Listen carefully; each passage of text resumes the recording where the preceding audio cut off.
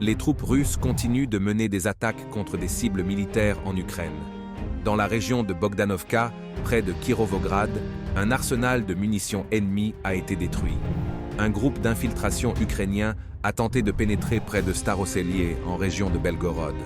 L'attaque fut repoussée. L'ennemi a subi des pertes et fut contraint de battre en retraite.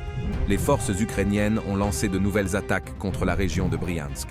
Plusieurs drones ont été abattus au-dessus de la capitale régionale et le village de Yamnoye a été la cible de tirs d'artillerie.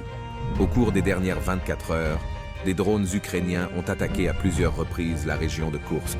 L'un des drones a été abattu par les forces de défense aérienne près de Makharovka. Deux autres se sont écrasés sous l'effet des équipements de guerre électronique près du village de Gornal. Dans la forêt de Serebriansky, à l'ouest de Kremenaya, les unités russes continuent de faire pression sur les positions ukrainiennes. À la suite d'actions réussies, plusieurs fortifications ennemies ont été capturées. Un accord local a été trouvé sur une cessation temporaire des hostilités afin d'évacuer les morts de la zone grise. Malgré cela, les forces ukrainiennes ont violé la trêve en ouvrant le feu sur les équipes d'évacuation russes.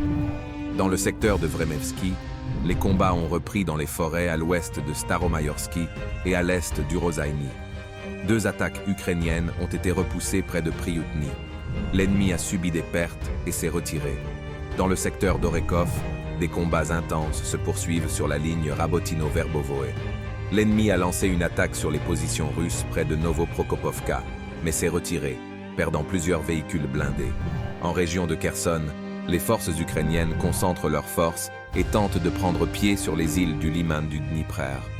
Les unités russes ont déjoué une autre tentative de débarquement de troupes sur l'île Aleshkinsky.